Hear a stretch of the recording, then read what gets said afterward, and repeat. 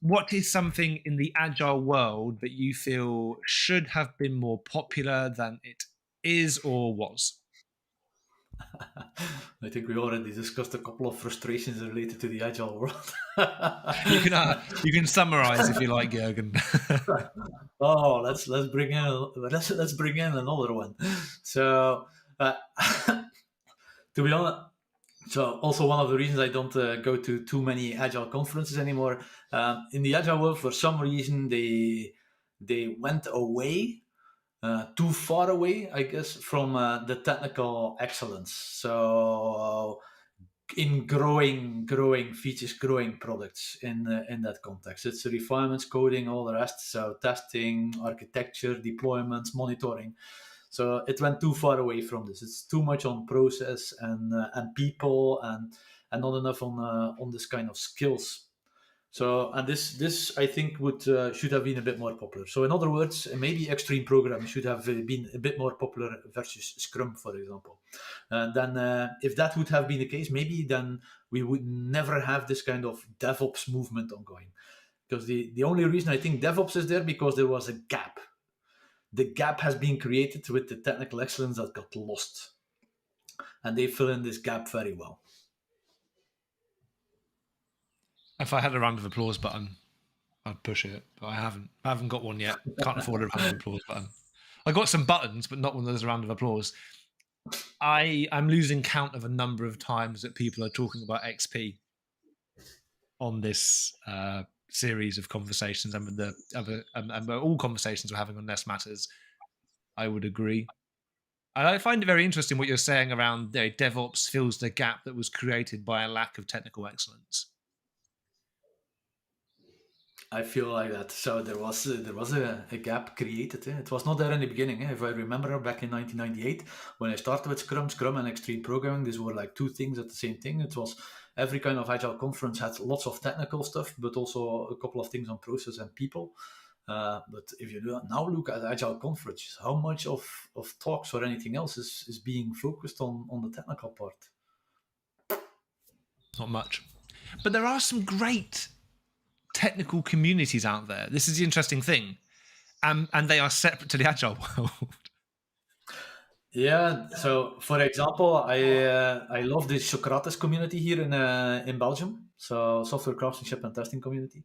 But what did you notice in those communities is that they start to really vocally distinct themselves from the agile ones, which was not the case 10 years or 15 years ago. A good friend of mine in the UK, so neighbor of yours, is Sandro Masciuto. Same thing. He used to be Sandro from inside the agile community, and now he's more like non-agile. Sandro from Codurance. Yeah. Yeah. But it's true. It's sad. There's a video by Bob Martin called "The Land That Scrum Forgot." I don't know if you've seen that or not. Really, yeah, he did. Oh, it's just I mean, whether you like Uncle Bob or not, it is an interesting historical tale of when Scrum diverted, because essentially he talks about he was running XP boot camps and they had an office space and doing training there, and then Ken Schwaber turns up and says, "Oh, can I borrow one of your training rooms for some Scrum Master training?" And then really quickly kind of said, "Thanks, Bob, but we're gonna have to find another venue because we are just selling so many tickets."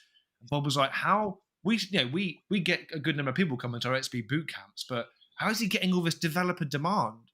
And what is so special about this course that's causing all of these technical people to learn about this Scrum Master thing when we're getting, not quite as many on the XP side?" And then he looked at it and realized that most of the people that were going to the Scrum Master courses were project managers. And in the story, he says that that's when it all began to go wrong, because technical people never wanted to learn about Scrum. It was always project managers who learned about Scrum, and in turn, then they carried the torch. Yeah, it's still the case these days. Yeah, so many organizations. 20 years ago it was bottom up. Today it's top down. Management is having this kind of FOMO, fear of missing out. Everybody's doing agile, so we need agile. So they don't even reason anymore if it's useful or not useful and why, but it's just like, yeah, everybody's doing it. So it's going top down. And if you then say, for example, we need a full week to work with the team, really team based on decent mob programming and growing skills and test driven and all of that stuff, figuring out requirements in a different way to grow instead of build and so forth. We need a full week. Then they go and look at you and like, are you crazy? Maybe I am. Even though that's the cornerstone to make it work. If this doesn't work, this is also why I love Bas's talk from the last LESS conference. To actually get to real teamwork, then this kind of technical, actually calling it technical practice is already a bad thing he mentioned, but anyhow, these technical practices are crucial.